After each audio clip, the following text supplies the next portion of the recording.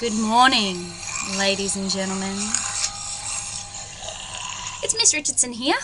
I'm here to tell you how to survive the zombie apocalypse and hopefully pass your analysing argument. Let's be honest, which one's scarier? It's hard to tell. Let's start. Alright, just like any day of reckoning, preparation is key for both the zombie apocalypse and the analysing argument sack. Practice and preparation is essential, okay? You cannot wing this, okay? That is not a possibility. You will crash and burn if you try and wing it. Just ask some of the Year 12s how they winged it last year and how successful that was. Those lacking adequate preparation for both the apocalypse and any sort of sack you're going to do, you're going to be eaten alive. So you can't risk that. In order to ensure readiness for the analysing argument, my advice would be at least 4 run-through pieces. Okay, at least. And I don't necessarily mean full pieces. Perhaps you just write, a paragraph or a couple of paragraphs of each, just to prepare, just to kind of get your eye in, okay? As for the zombie apocalypse, preparation is easy. I'm going to walk you through it. So, the first thing I would definitely tell you to do is to plan ahead, both for the apocalypse and for your analysing argument. Step 1 for analysing argument. Okay, when you get your articles, the first thing to do is to read your article carefully without making any notes. Do not pick up the pen, okay? You need to work out your contention first off. If you get your contention wrong, the rest of your stuff's going to be wrong. So it's really important that you make sure that you can figure out what the contention is. Read it through in full, then go kind of jot down what you think the contention is, and then have a look at your title. Your title will usually give you a pretty good indication of what your contention is. So use that as a way to kind of guide you. The other thing that's probably worth working out is the kinds of tones that you think are being used. So do they sound happy? Do they sound sad? Do they sound angry, jealous, sarcastic? And then just jot those down on the side. Step 1 for the zombie apocalypse. My advice for step 1 is to work out who your friends are, okay? And build your own survival team. Now, you may not be able to supply as many people as we've got in our lovely demonstration. That's a big group. You may not have that many people that you like. Frankly, I don't know if I've got 4 people I like. If we're talking people. So, I think there are a few that are fairly non-negotiable though, that you're really going to need. Okay? Obviously you're going to need a leader. You need to decide on that early. You don't want to be, standing in front of a zombie, you're just about to eat your brains, and, you guys are quibbling over, what we're going to eat for dinner. Have a guy that makes decisions. Okay? The next person I think that is a fairly non-negotiable is you need a brain of the operation. Now that might be your leader, but then again, it might not be. Let's be honest. Clever people aren't always people that speak up. So you do need a brains of the operation, okay? Someone who can actually do some decent planning, think ahead, because let's be honest, not everyone can do that. A medic is useful. You do get a lot of paper cuts when you are in the zombie apocalypse. There are a few injuries along the way. So, that would be quite handy to have. That being said, you get bitten by a zombie, it's kind of over for you. A mascot I don't think is super useful. I'd probably use a dog. Just because I'd want a dog there anyway, because frankly, I like dogs better than people. A first person to die. Now that is a useful one. Someone who you can just throw to the zombies when you've got to run. That's my advice. Have someone like that. Hey, if you can find a zombie biter, lock them in, I say. Step 2 for language analysis. Once you've read it through, you've established the contention and the tone, you know that you're on the right track. What I want you to do is reread the piece. highlighting and annotating. So this is where you pick up your pen, okay? And you start looking for the arguments and the strongest persuasive pulls. Now, we're not talking in, persuasive techniques anymore. We don't worry about what things are called. What we worry about is, can you find the things where they are using, the writer is using their language to manipulate you, to convince you of their point of view. And then tell me what the effect is and why they're using that. Okay, that is the important thing, not whether it's inclusive language or not. So go through and find the strongest persuasive pulls. You don't have to talk about all of them, okay? I would say in your essay, you're probably looking at about 8 to 10, okay, that you need to talk about. So don't find 50. There's no good having all of them. Right, step 2 of the zombie apocalypse. So, step 2, my advice is to choose your preferred equipment. Now that really just comes down to, personal preferences, obviously, your strengths and weaknesses. Variety is the spice of life though. Let's be honest. Feel free to be creative here. I mean, in the zombie apocalypse, there's not going to be much opportunity to, get to express your creative side. So this is an opportunity that you can seize. Look, Miss Lanza is partial to a cricket bat. I get it. It's easy to run around with, pretty easy to locate, that kind of thing. I get why she's picked that one. Me, let's be honest, I'm more creative than her. So I like something like, maybe a metal lampshade. Just something different. Maybe a garden hose. Just, something that they're not expecting and, that I can have a bit of fun with and show who I really am. A chainsaw is good as well, but who can run with a chainsaw? Those things are heavy. An axe is a good option, but I feel like it's so basic. Shotgun, yeah, sure, great at first, but then what do you do once you've run out of bullets? And again, the weight. I haven't got a lot of upper body strength. Something light is what I'm going for. Right.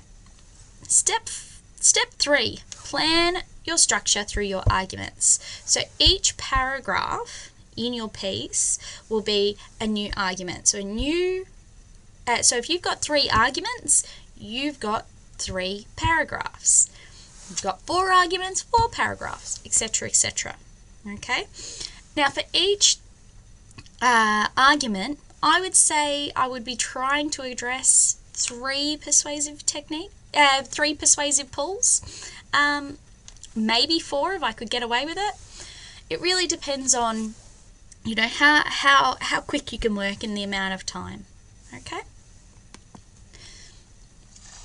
Step 3 for zombie apocalypse. Get a home base. You need to have somewhere you can store your stuff and have a nap. Okay, because, zombie apocalypses are not sprints, they are marathons. So you need to make sure that you've got some time for some R&R. I've created a nice little checklist for you. It might be able to help you work out, whether a home base is really going to suit you and your team, your zombie squad, so to speak. The checklist goes pretty basically. Checklist 1. Can the base be secured easily? You don't want some zombie wandering in at 3 a.m. when you've just gone to the toilet. That's just awkward for everybody. So, make sure security is key. Don't pick a place with lots of windows. Zombies can see through windows, okay? They're not completely moronic, so make sure it's got low amount of windows. The next one is easily defendable locations, okay? My preference is not to be in cities. I feel like they're very hard to defend. There's just too many people. I like nice open areas where I can kind of see what's coming at me. Forests, they give me the heebie-jeebies. Checklist item 3. Is it big enough to support the needs of you and your group? Mate, everybody needs personal space, especially when you're fighting zombies and you need a little time to yourself. It's been a big day. Make sure that you've got room for everyone to just chill out. Is the location good for your survival plan?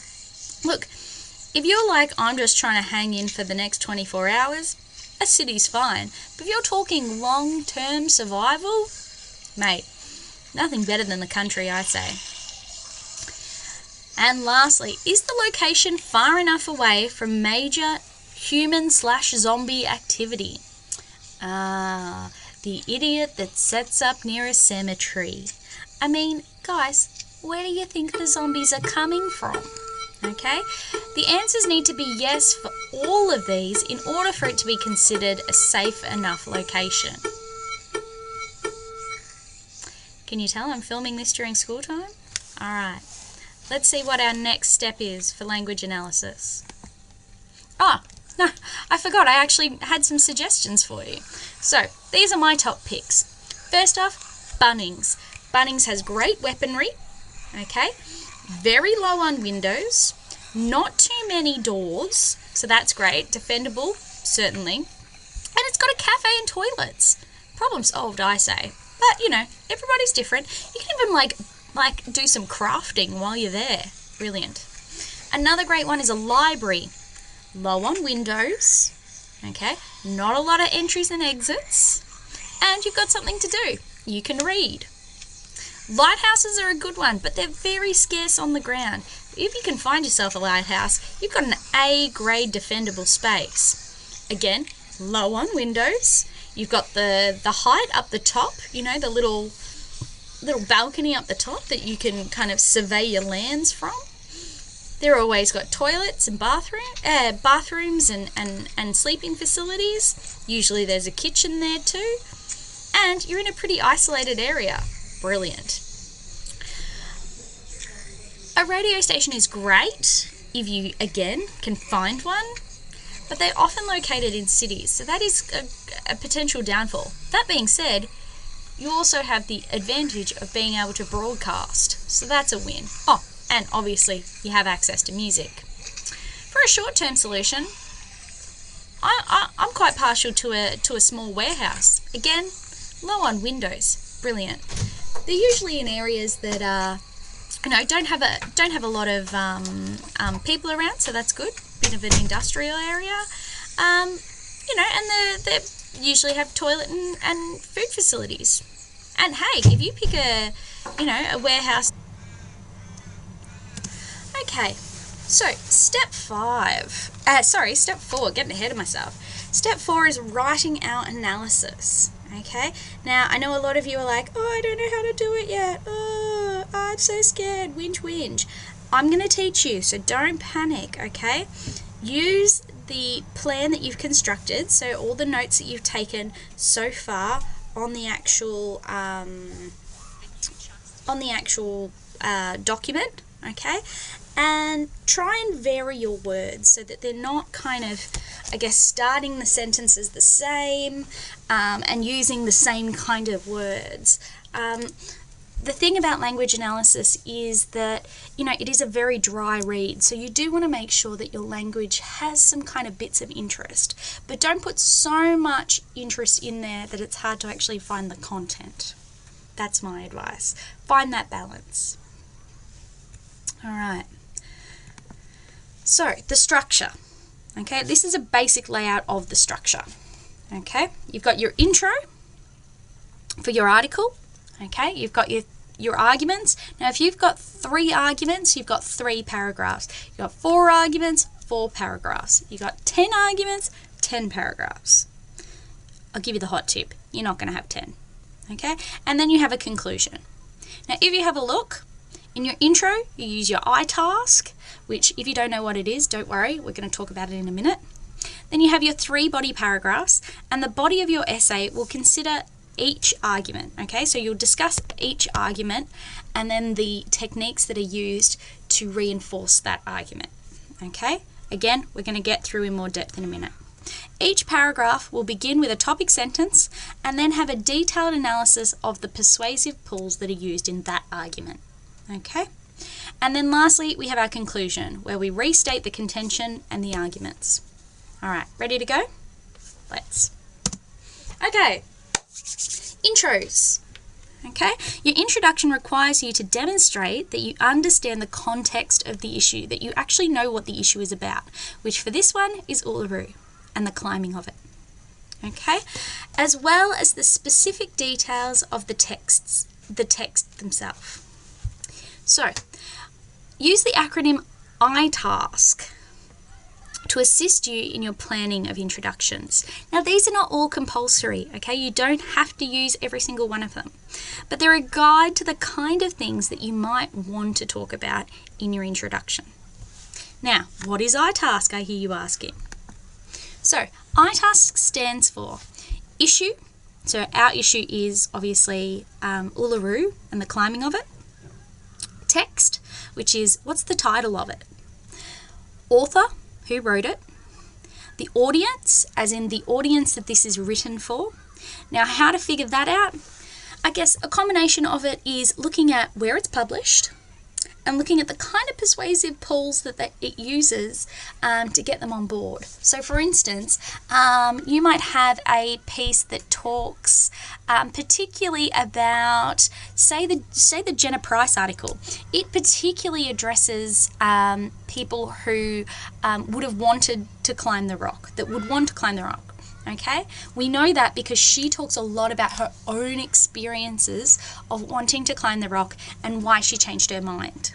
Okay, that's particularly written to appeal to people who also want to climb the rock but kind of know that they shouldn't. Okay, the next one is relationship. Okay, now relationship is the relationship that the author has with the issue. So for instance, with the Sammy Wilson one, we know that Sammy Wilson is the head of the National Parks Board that decided that we should no longer be climbing Uluru. Okay, so his relationship is that he's going to be particularly biased to, you know, the anti-climbing movement. Okay, stance is what is their opinion on the issue at the basis. So are they pro-climb, are they anti-climb? Okay, and contention is what are they basically arguing? Okay, so let's move ahead. The body. Now, the body of your essay will be grouped into paragraphs that consider each key idea presented to support the author's contention. Okay, now you can establish the arguments in a couple of different ways. The first way is to kind of go through the article and group the information and go, okay, well, this is all about one thing.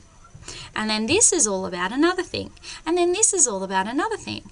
And then actually just, find a sentence or write a sentence that describes what that thing is. The other way to do it is actually to get to the end of the article and just go, right, what are the main points? Okay, and they can be your arguments. But each body paragraph must begin with a topic sentence. Now, your topic sentence is quite simple. It outlines the tone of the argument and what the argument is. Here's some good starters.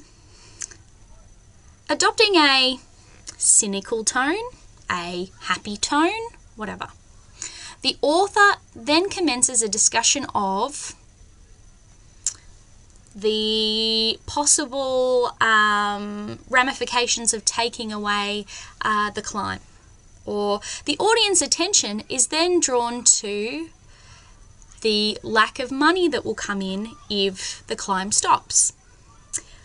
Finally,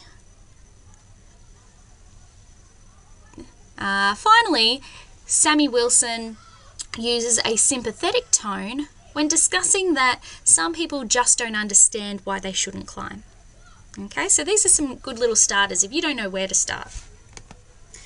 The body.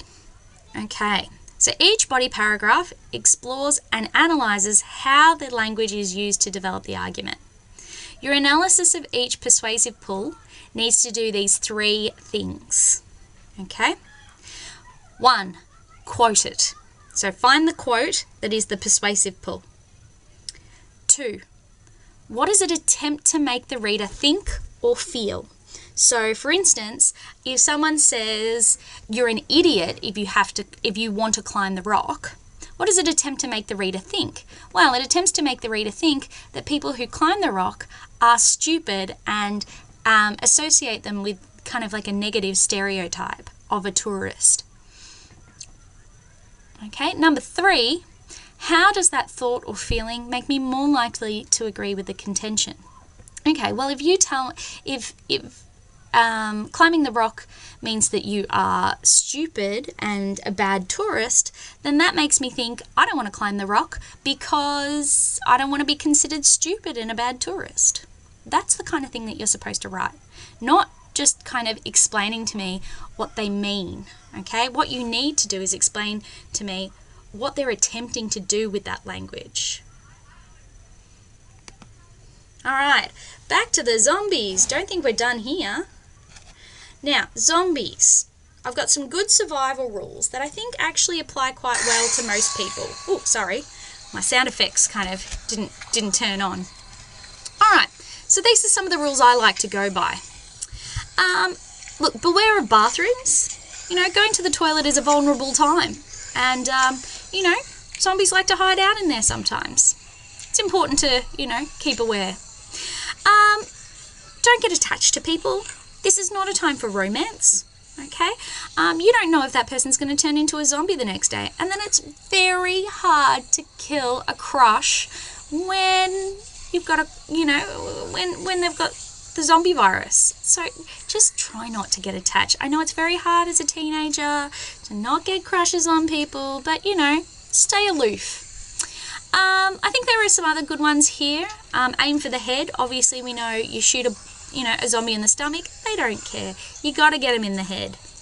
You know, I think there's some always carry a change of underwear. I think is good life advice, really. Limber up. Nobody wants to get a cramp when you're running away from a zombie. So make sure you're stretched, you're ready to go. Double knotting your shoelaces. That comes down to preparation as well. You know, you don't want to trip over your shoelace, you know, when you've got a horde of zombies chasing you. You know, make sure you're organized, you got your shoes tied up properly, you know. Another good one, don't name the zombies. I think that also goes with no attachments. Zombies are not pets. I know some people like to kind of keep one around just for a bit of funsies. No, you've got to get rid of them. Okay? Number 25 is a good one too. I would even say 26 is quite handy. A little sunscreen never hurt anybody. Okay? You do not want to be getting burnt out there. Okay? You know, I know zombies can kill you, but so can skin cancer. Be careful. Hand sanitizer, good one, because you don't always have time on the go to wash your hands. You know, bit of hand sanitizer will do you well. Now, number 30 is a good one, and just life advice. It's a marathon, not a sprint, okay? You're going to be fighting these zombies for a really long time. Don't go all gung-ho, because you'll burn out quickly. Make sure you're getting a bit of R&R. Obviously, unless it's a sprint. Then sprint. If you've got zombies chasing you, then literally sprint. Okay? Check the back seat. Everyone's seen those zombie movies where, you know, you got a zombie sitting in your back seat. Check it. And enjoy the little things. I mean, you've still got to live your life, man. Enjoy yourself. Conclusions. Right. Conclusions are easy. Title, author, what is the contention, and what are the arguments? Easy. Straightforward. Right, back to the zombies. Stockpiling. Guys, be prepared. Okay, like the scouts say. Now, the kinds of things I like to store in my zombie apocalypse kit. Bit of nuts and fruit. Dried nuts, dried fruit. Fantastic little saver. Full of energy, you know, low on calories, but, you know, it'll keep you going for a long time. You know, you want to keep healthy. Let's be honest. You know, the fat kid's the one that always gets eaten first. So, you know, you want to keep yourself in tip-top shape. Look, energy drinks can be useful. You got a lot of late nights ahead of you. You know, a lot of zombies to kill. You want to keep your energy up. It's a good way to do it. But I would just recommend not the monster ones for obvious reasons. Peanut butter, again, easy snack on the go. You know, dip that spoon in, easy. You can run with a spoon in your mouth, okay, as long as you're careful, you keep aware. Canned food, look, I'm not a big rap for canned food, but it has its time and place, and that time and place is the apocalypse. And water. Nobody wants to get dehydrated out there, okay? Make sure you've got some water bottles spare. Step 5 for your language analysis. Edit and proofread your work, particularly with this one because it's such a dry form of writing. Your writing often gets very convoluted and just like too long sentences, wonky sentences, you need to proofread aloud, okay? Don't think that you can just wing it. You can't. And last but not least, the zombie apocalypse. Step 5 is every man, woman and child for themselves, frankly. Look, if the zombies come, good luck to you, but I'm not helping you. Okay? It's been lovely. I've loved your company. I hope this helps. Have a great day. See you later, guys.